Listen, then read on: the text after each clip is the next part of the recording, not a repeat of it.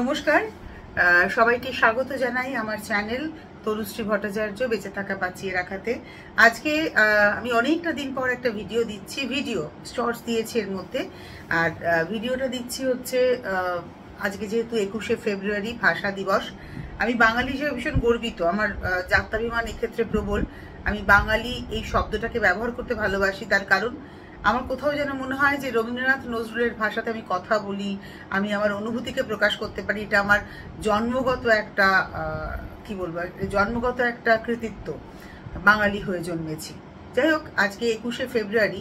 আমরা 21শে ফেব্রুয়ারি মানে জানি যে 1952 সালের আজকের দিনে কিছু ছেলে মারা যায় গুলিতে, এবং তারপরে আজকের দিন থেকে আন্দোলন জোরদার হয় এবং তারপরে 1956 সালে পাকিস্তান সরকার আজকের দিনটাকে মাথায় রাখতে পাকিস্তান সরকার বাংলাদেশে পূর্ব পাকিস্তানে বাংলাকে দ্বিতীয় সরকারি রাষ্ট্রভাষা হিসেবে ঘোষণা করে।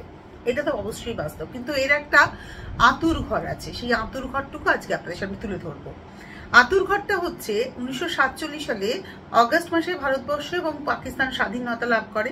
ঠিক তার আগের মাসে মোহাম্মদ জিয়াউদ্দিন, তিনি ছিলেন হচ্ছে মুসলিম লীগের একজন সদস্য, এবং তিনি পশ্চিম পাকিস্তানের মূলত প্রতিনিধি, আফটার স্বাধীনতা হয়েছিলেন। তো তিনি বলেছিলেন যে স্বাধীনতা পরবর্তী পাকিস্তানের রাষ্ট্রভাষা হবে উর্দু।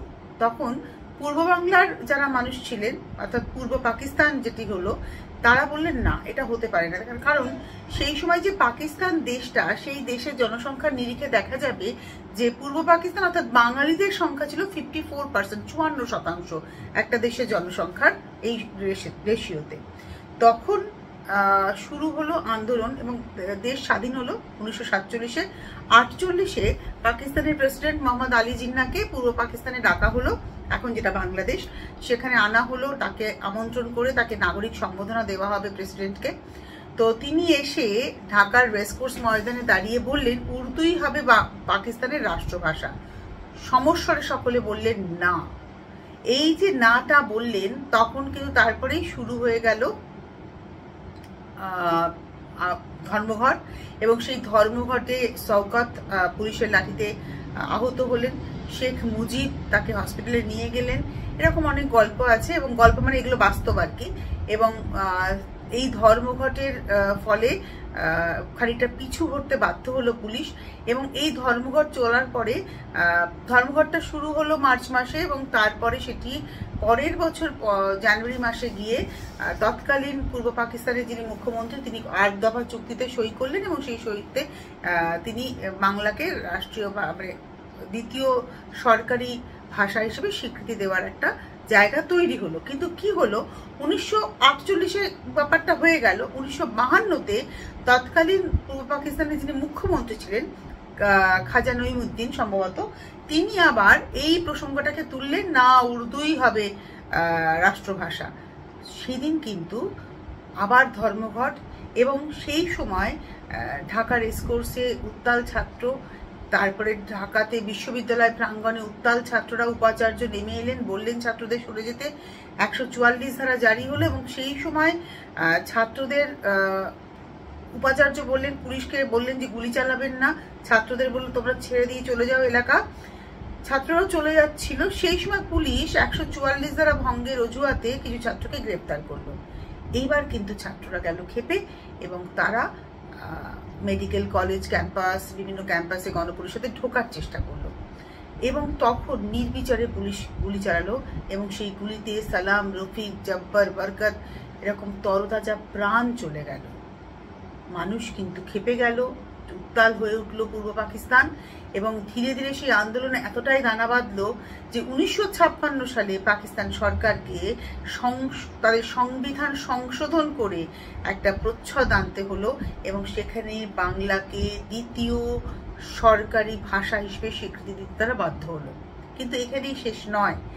এই যে অশান্তির আঁচ, এই অশান্তির আঁচ ধীরে ধীরে ধিক ধিক ধিক ধিক করে জ্বলতে জ্বলতে বহু মুক্তিযুদ্ধ পার করে, এবং তৎকালীন ভারতবর্ষের প্রধানমন্ত্রী ইন্দিরা গান্ধীর সহযোগিতায়, ভারতবর্ষের সেনার সহযোগিতায়, শেখ মুজিবুর রহমানের নেতৃত্বে পূর্ব পাকিস্তান একটা স্বতন্ত্র দেশ হিসেবে স্বীকৃতি পেল।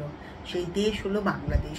আজ আমাদের ভারতবর্ষ নয়, সারা পৃথিবীতে, সারা বিশ্বে যত মানুষ বাংলায় কথা বলেন, আজকের দিনটা তাদের জয়ী হওয়ার দিন, তাদের জয়লাভ করার দিন। কেন জানেন? এই যে 21শে ফেব্রুয়ারি ভাষা দিবস, এই আন্তর্জাতিক মাতৃভাষা দিবস, এই স্বীকৃতি কি করে এলো? এই স্বীকৃতি হলো 1999 সালের নভেম্বর মাসে ইউনেস্কো এই আন্দোলনকে স্বীকৃতি দিয়ে এই দিনটাকে আন্তর্জাতিক মাতৃভাষা দিবস হিসেবে স্বীকৃতি দিল।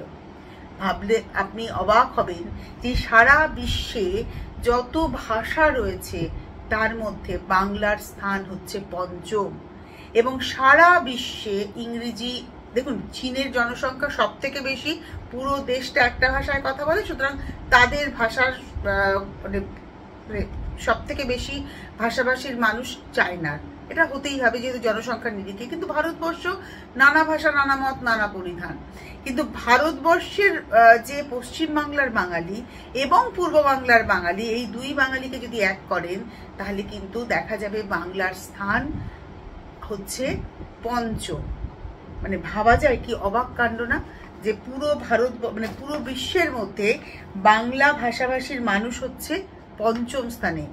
প্রথম হচ্ছে চীন, দ্বিতীয় হচ্ছে স্পেনীয় ভাষা, তৃতীয় হচ্ছে ইংরেজি ভাষা, চতুর্থ হচ্ছে আরবি ভাষা, পঞ্চম হচ্ছে বাংলা ভাষা এবং ষষ্ঠ হচ্ছে হিন্দি ভাষা। যদিও হিন্দি আর বাংলার মধ্যে একটা বেশ টক্কর চলছে এখন, যাই হোক এটা গেল। এবং বলা হচ্ছে যে অফিসিয়ালি পরিসংখ্যান অনুযায়ী 26,30,00,000, কিন্তু বলা হচ্ছে এটা আগামী দিনে প্রায় 30 কোটি মানুষের মুখের ভাষা হবে। আমার গর্ব, মানে মোদের গর্ব মোদের আশা, আমরি বাংলা ভাষা।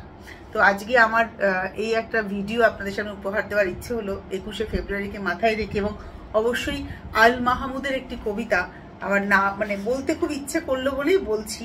এই কবিতাটা আমার বেশ ভালো লাগলো, এই কবিতাটা একটু বলতে ইচ্ছে করছে। 21-এর কবিতা, আল মাহমুদ। ফেব্রুয়ারির 21 তারিখ, দুপুরবেলা রক্ত, বৃষ্টি নামে, বৃষ্টি কোথায়? বরকতের রক্ত। হাজার যুগের সূর্য তাপে জ্বলবে এমন লাল যে, সেই লোহিতেই লাল হয়েছে কৃষ্ণচূড়ার ডাল যে। প্রভাত ফেরির মিছিল যাবে, ছড়াও ফুলের বন্যা, বিষাদ গীতি গাইছে পথে তিতুমিরের কন্যা। চিনতে নাকি সোনার ছেলে ক্ষুদিরামকে? চিনতে রুদ্ধশ্বাসে প্রাণ দিল যে মুক্ত বাতাস কিনতে। পাহাড় তলির মরণ চূড়ায় ঝাঁপ দিল যে অগ্নি, ফেব্রুয়ারির শোকের বসন পড়ল তারই ভগ্নি।